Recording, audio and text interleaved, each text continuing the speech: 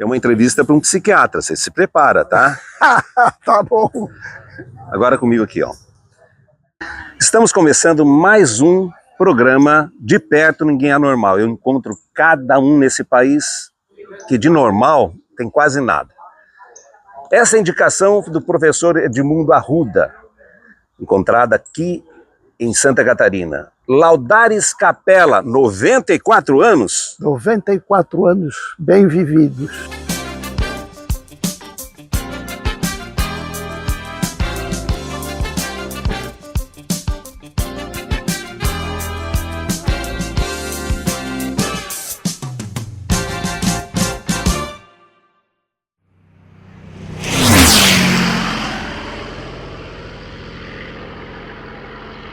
Temos muita história para contar, mas deixa eu mostrar um negócio aqui. Laudares, olha só, chegou para mim um negocinho aqui, ó. Um dispositivo. Eu acho que é um inseto, né? Ó, veio aqui, deixa eu abrir essa caixinha, jogar aqui. Olha só, olha só. Laudares, deixa eu pôr aqui, ó. Só pegar um pouquinho isso aqui, ó. Olha, gente. Ele é com pilha? Não é com pilha. É energia do sol fazendo mexer esse inseto artificial. Vamos começar por aí? Vamos começar com esse negócio aqui, ó. Deixa eu tirar esse inseto aqui, ó. Uma pessoa que tem 94 anos, você nasceu aonde? Eu nasci em Florianópolis, na rua José Veiga, hoje Avenida Mauro Ramos. Essa Mauro Ramos já teve até outro nome. Olha só, você nasceu há 94 anos atrás em Santa Catarina, em Florianópolis. O mundo mudou daquela época para cá? O que você destaca assim no mundo? Mudou alguma coisa no mundo? Completamente. Hoje em dia, hoje eu tenho até dificuldade de acompanhar a juventude, porque é tanta inovação que às vezes eu fico devendo, tenho que procurar recursos para poder acessar certas notícias que antigamente nem chegava aqui. Quando chegava já não era mais novidade. Eu fico curioso, como é que era viver há 90 anos nessa região, nessa cidade de Florianópolis, né? Como é assim? O que seu pai fazia, a sua mãe, e você vai nascer lá, você tem outros irmãos, como é que era? Conta um pouquinho. Eu nasci numa família muito... eram famílias grandes. A minha mãe eram 15 irmãos, e o meu pai eram 11 irmãos. Então a gente, naquela época, fim de semana era sagrado. Era na casa dos meus avós, iam todos os filhos. Ele era família Capella também, esses avós, não? Não, a gente tinha mais contato de família com a família Machado, a família da minha mãe. Da tua mãe. E se reuniam mais na casa dos seus avós, com um número grande de netos, né, que esses avós tinham, né? Muito. Como é que era isso? Reuniam para quê? O que faziam? Que região que se reuniam? Nós nos reuníamos... Era na rua José Veiga. Naquela época, a José Veiga praticamente eram terrenos com chacras. Existia a chácara dos NAP, que era muito grande, a família Moritz, a família Capella.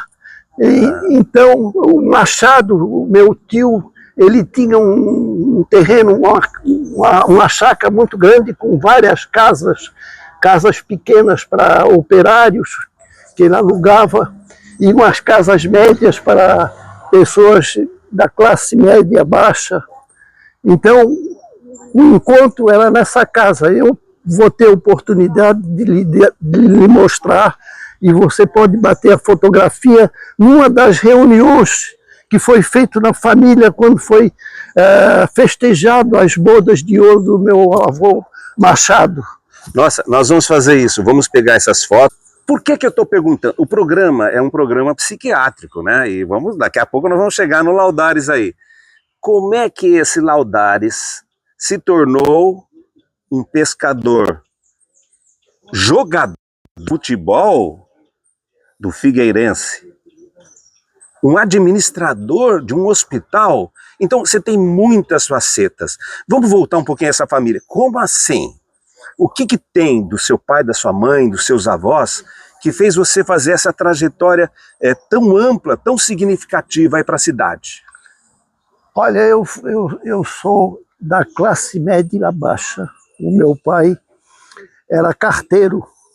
Ele, quando casou, eu tenho guardado a nomeação dele assinada pelo Washington Luiz. Nossa, Washington Luiz, puxa. E tenho a promoção dele assinada 2 vezes pelo Getúlio Vargas. Puxa Eu tenho vida. guardado. Então eu, com 14 anos, eu comecei a trabalhar na loja dos meus tios. Não faz mal trabalhar com 14 anos? É que hoje tem uma conversa assim, né, de que podia fazer mal. Mas antigamente o que acontecia? Antigamente era normal. Eu nunca fui assim uma pessoa que gostasse de estudar. Eu era meio malandro. Então eu gostava de trabalhar. Então comecei com 14 anos. Eu com 17 anos eu era o responsável pela Companhia Cruzeiro do Sul. Eu era o despachante da Companhia Cruzeiro do Sul, dos quais os meus tios representavam. Você foi galgando, então? Com 17 anos. Eu era responsável, então eu levava os passageiros para embarcar no avião, levava correio para entregar para o comissário. E eu também me casei muito cedo, casei com 22 anos. 22 anos. E fui muito feliz. Eu vivi com a minha mulher 66 anos. 66 anos.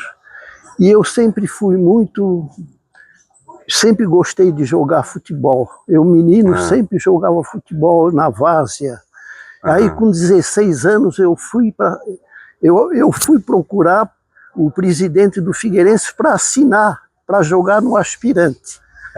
E ele, sorrindo, era conhecido, seu Charles Edgar Moritz, ele me deu a ficha, e eu assinei a ficha, e aí no dia do jogo eu fui ao campo, e era reserva, mas aí um dia faltou 2, entramos 2, eu entrei e não saí mais.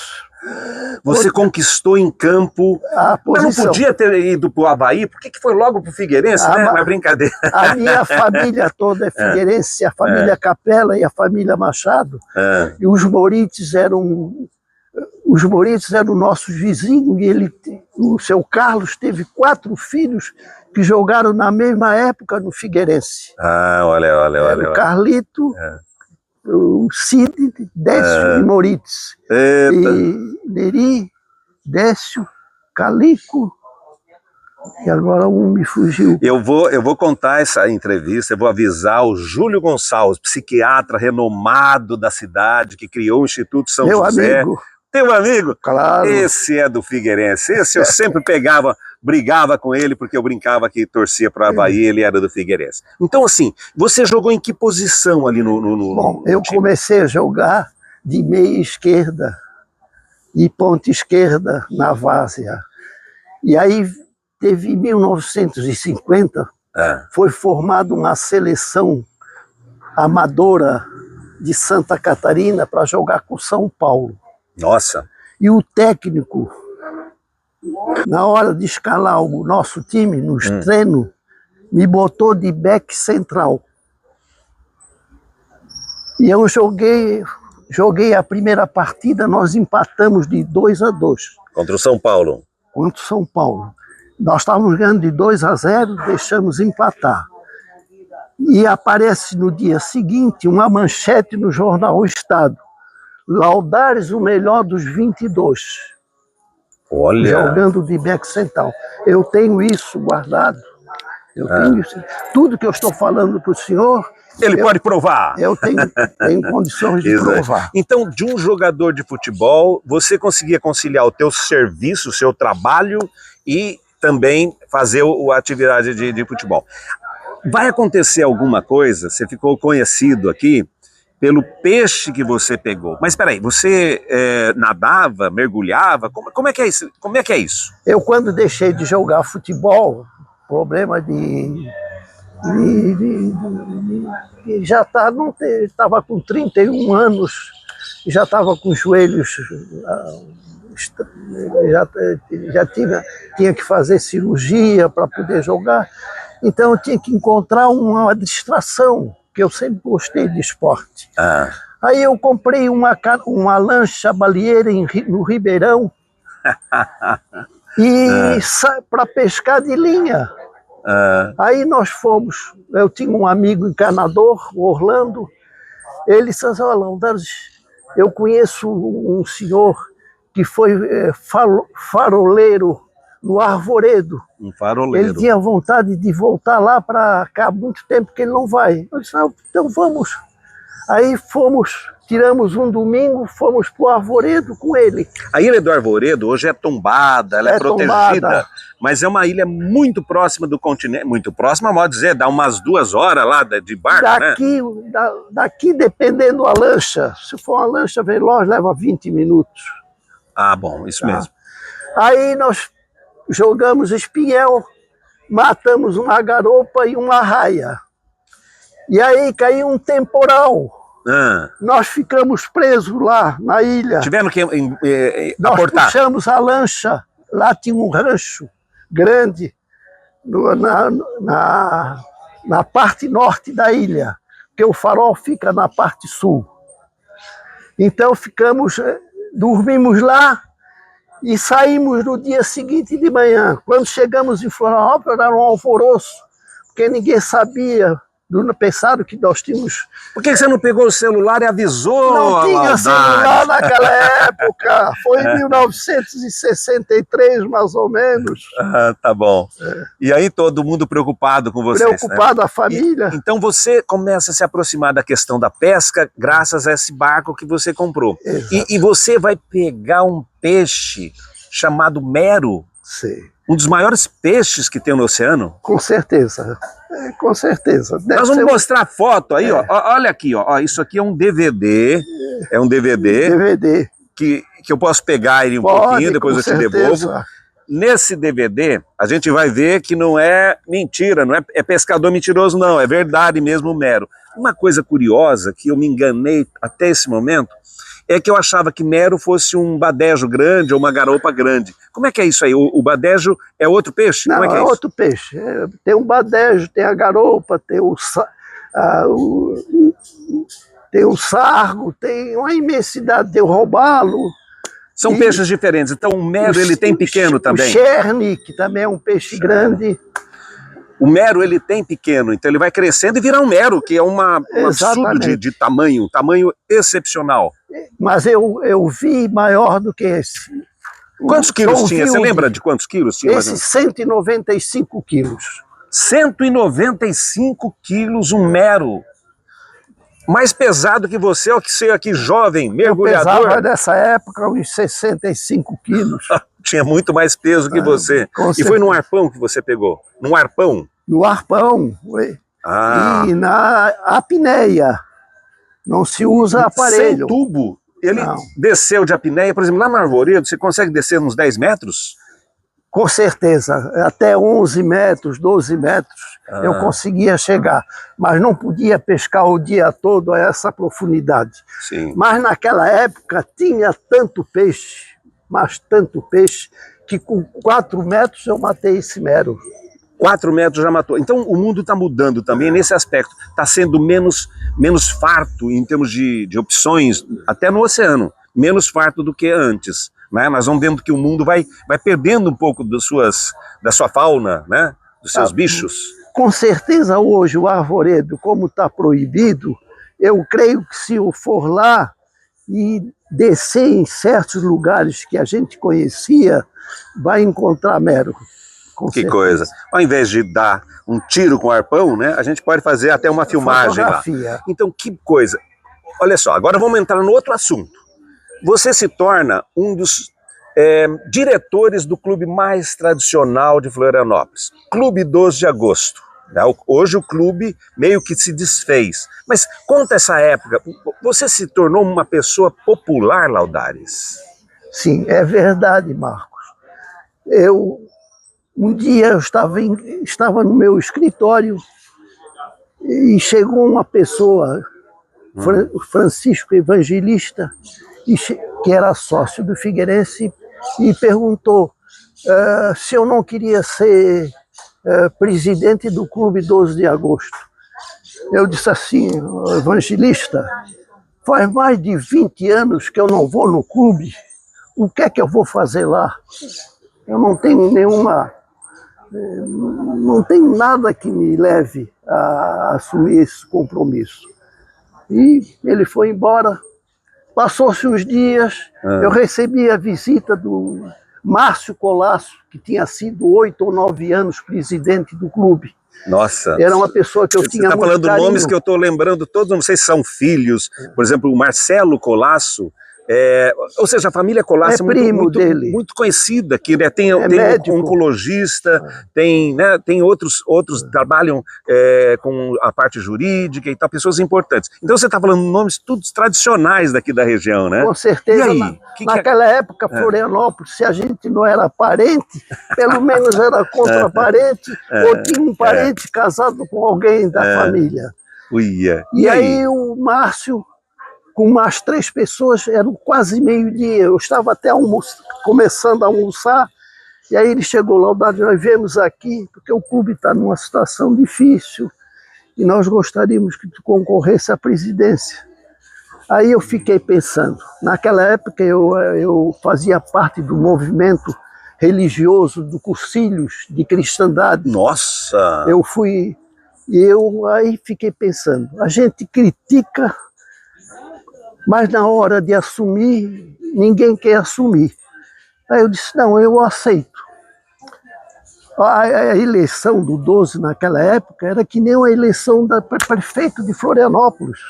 Os sócios votavam. Tinha 5 mil sócios. Ah, olha aí, clube tradicional, né? 5 mil sócios, conta família, mulher, filhos. Então foi uma auê. Durante 1 mês, 2 meses, jornal, tudo. E nós ganhamos com a diferença de 1000 e poucos votos. Ganharam bem. E eu peguei o Clube 12 com título protestado. Você veio para consertar o Clube 12. Opa, tem uma coisa aqui. Vamos ver o Hospital Caridade. De repente você vai ser um administrador ali do Caridade. Isso foi bem mais adiante. Foi lá adiante? Foi bem mais adiante. Então o Laudares já popular, foi jogador, né? Andou pegando um peixão aí, já tinha sido diretor do Clube 12, foi chamado também para colaborar. Porque de quem é o Caridade? Tem a ver com o catolicismo? Tem a ver com a igreja? Bom, a Irmandade do Senhor Jesus dos Passos foi criada para cuidar do Hospital de Caridade. Quem criou, quem construiu a igreja da Irmandade, que é a mais antiga, ou se não a mais antiga de Florianópolis, sim, foi a Joana de Gusmão. Essa Joana de Gusmão era irmã do Gusmão do Balão. Sim. Tá? Esses nomes, gente, quem é de Santa Catarina vai conhecer todos esses nomes que o Laudares está falando. Então, Joana de Gusmão é um nome forte aqui. A gente chama Joana de Gusmão o que hoje? O hospital? Não, o hospital se chama Hospital Jesus dos Passos. Jesus dos Passos. Espera, se eu falo Joana de Gusmão, eu estou falando de quem? Hospital o quê? Joana de Gusmão é o nome do hospital infantil? Exatamente. Em homenagem a Joana de Gusmão. Porque a história da Joana de Gusmão é muito bonita. Ela era casada lá em São Paulo. Eu não me lembro, não era São Paulo, era outro nome. Casada com um homem muito rico. Eles eles fizeram um pacto. O que morresse primeiro, o outro saía em Ela então com o menino Jesus, pegou o menino Jesus e veio para Santa Catarina. Nossa, olha a história. Veio para Santa Catarina e ela, uma pessoa daqui de Florianópolis, eu não me lembro, Vieira da Rosa, o nome eu não posso guardar porque faz muitos anos e a minha idade me faz esquecer. Doou aquele A idade terreno. dele, 94 anos, está dando um banho, uma sanidade excepcional de contar a história, de lembrar das coisas, tá? Assim, nem fala mal do você, que senão eu vou brigar contigo. Espera aí, ó, então ela casou com alguém aqui, provavelmente? Não, ficou solteira, morreu velhinha, morreu bem idosa. Mas ela se juntou com essa pessoa catarinense e criou algumas coisas aqui. E construiu a igrejinha. A igrejinha? A igreja do Senhor dos Passos. Sim, Senhor dos Passos. Igreja do Menino Jesus. Menino Deus. Menino Deus. É o nome da igreja. E ela dava aula para as moças mais ricas da cidade, ela dava aula. Olha. Então sim, mas assim, então esse é o início do nome, Hospital de Caridade. Então tá ligado à Irmandade, sim, claro. E aí você trabalha lá, você ajudou a administrar o hospital? Pois é, eu tinha um tio, irmão da minha mãe, Nivaldo Machado, que era a pessoa que tinha muita fé no Senhor dos Passos, e ele sempre fazia parte da mesa, nunca quis ser provedor, porque ele era uma pessoa muito modesta, uma pessoa seríssima e muito benquisto aqui em Florianópolis. Ele me convidou para ser irmão. Eu aí fui ser irmão. O que é ser irmão? Irmão fazia parte da Irmandade. Da Irmandade. Né? Então irmão. Você a gente usava um balandral. Gentilmente, você sem ganhar, você faz parte da Irmandade de coração. De coração, puro coração. A gente tem que pagar uma anuidade todo ano. Sim, é a Irmandade, é uma sociedade. E você, olha só, você está tendo algumas ações assim ligadas à Igreja Católica. Você falou do movimento Cursilho, né? A minha mãe, que está aqui, né, 89 anos, era do movimento Cursilho. Quando eu fui para a Europa fazer psiquiatria, quem que me recebeu lá? O movimento Cursilho, foi o grupo católico lá na cidade de Nice, né, no sul da França. Isso eu achei muito lindo, muito especial. Então a senhora lá, que era do País Basco, ela nem me conhecia, claro, apareceu lá eu numa fila, né, uma fila até de mendigos, que era um pessoal para poder pedir comida. Estava lá, ela viu uma pessoa um pouco diferente lá, tirou a gente da fila e falou: o que vocês querem? Aí a gente falou: olha, nós somos do Brasil, vim estudar aqui, e aí ela acolheu a gente, botou a gente na casa dela, impressionante. Por quê? Movimento Cursilho, porque católica. Então, que identificação. E você é uma pessoa que reza? Eu rezo toda noite um terço, toda noite um terço. Mas eu não fazia isso. Eu até os meus 40 e poucos anos, eu era pouco de igreja. Eu aí fiz o cursilho e aquilo me tocou profundamente, os exemplos dos irmãos que estavam trabalhando, porque era uma coisa assim meia... a cozinha era feita pelos irmãos, pessoas que já tinham feito... Ou seja, você foi... alguma coisa convidado. Te comoveu no sentido da religião e você... Hoje é uma pessoa mais próxima dessa questão de Deus. A gente fala que a dificuldade de conciliar, né, ciência com crença, com fé, mas assim, é uma história muito longa e essa história é fascinante, porque independente de você ter sido sensibilizado pela questão religiosa, o ser humano, que é muito mais velho que você, milhões de anos, sempre teve esse apego para poder entender a natureza, esse lugar maravilhoso que nós estamos, como a natureza é perfeita, é bela, pode ser que tenha um Criador, então a gente acredita nisso, né? Que pode ser que tenha um Criador. Tem que ser. Com 94 anos. Isso aqui já, mais ou menos, já está dizendo, não é? Mas eu gostaria, Marcos, de falar sobre o hospital, porque para mim foi uma das coisas melhores que eu fiz na minha vida. Porque eu cheguei no hospital, Ele tinha saído de um incêndio. Lembro do incêndio. Foi na década de 70, não? Não, foi mais adiante. Eu fui provedor de 1999 a 2003. Mas antes de eu ser provedor, eu fui terceiro vice-provedor a convite do Aloysio Piazza, que é casado com a prima minha. Espera um pouquinho, nós estamos numa rua que chama Piazza. Essa rua é o pai dele. É o pai desse Aloysio. Do Aloysio Piazza. E o Aloysio me convidou para ajudar na reconstrução.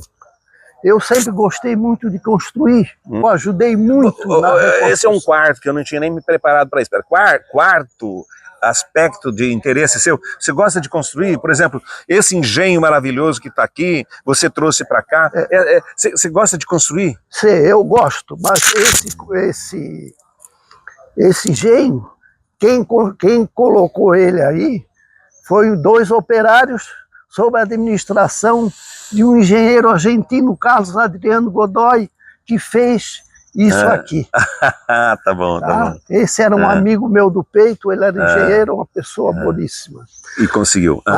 Quando eu fui, eu aí fiquei com um engenheiro, quando eu fui para o hospital, ele estava sendo reconstruído por 2 empresas e o dinheiro estava se esvaindo, porque eles receberam 1 milhão e eu acho que 100 da Federação das Indústrias de São Paulo. Quando eu recebi, tinha 200 e pouco. Aí resolvemos, eu e o engenheiro Osni Berreta, assumir a construção. Eu fiquei encarregado de contratar os operários e comprar material. E aí nós reformamos o hospital quase todo. E ainda veio mais 500 mil da federação. Mas eu não terminei o meu tempo de terceiro vice-provedor, porque naquela época o hospital não era levado a sério. Então eu me afastei. Aí depois, passou 1 ano, mais ou menos, acabou a gestão do Aloysio Piazza, vieram me convidar. Eu sabia que era uma não era fácil. Uma briga difícil. Mas eu aceitei. Em 4 anos eu reformei o hospital, deixei ele com crédito, dando lucro. Este é o programa De Perto Ninguém é Normal, né? Vocês viram, né? E talvez essas pessoas que não são bem normais são as pessoas que fazem diferença na sociedade, né? O que você tem mais orgulho dessa sua vida, né, repleta de feitos? Se você tivesse que apontar só uma coisa, nesse momento agora, né, na tua casa, no teu ambiente, num momento muito, muito gostoso, aqui até um visual muito legal, vou mostrar aí para vocês, o que você apontaria assim, de algo que te deixou orgulhoso, mesmo que não seja o único orgulho? Olha, eu sempre me sinto muito orgulhoso pela família que eu criei. Eu tenho 5 filhos homens e nenhum deles me deu trabalho. Todos eles estão bem encaminhados da vida, só me dão prazer. Eu acho que essa seria... E eu tenho que nessa hora falar da minha esposa, que ajudou a criá-los. Que coisa linda, né? Não é normal, mas que a gente seja louco como Laudares, né? Com esse espírito pela família, pela tradição de alguma forma, né? E por realizações. Olha, que bom estar contigo, que bom conhecê-lo. Nós vamos continuar aqui, mas, Laudares, a gente pode brindar? Só falta eu conseguir, né? Consegue. A tua testosterona está mais alta que a minha. Um pouquinho ali. Vamos lá. Isso é só se o senhor não quiser beber, não bebe, só finge. Não, vamos aqui, ó. Vamos brindar. Edmundo, obrigado por você ter me apresentado esse homem. Tá? Laudares Capera, ele dá um pouco de esperança pra gente, né? Que a gente vai chegar a 90 anos. O homem tem fôlego, né? O homem do Muito mergulho, obrigado, né? Girou tudo.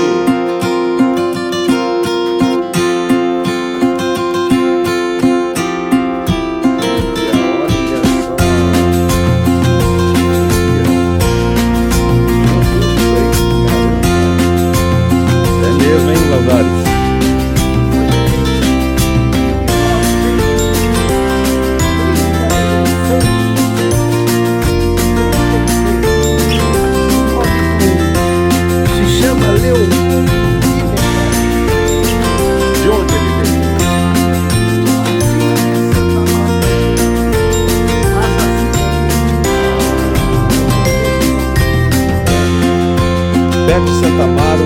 Você vê que coisa, hein?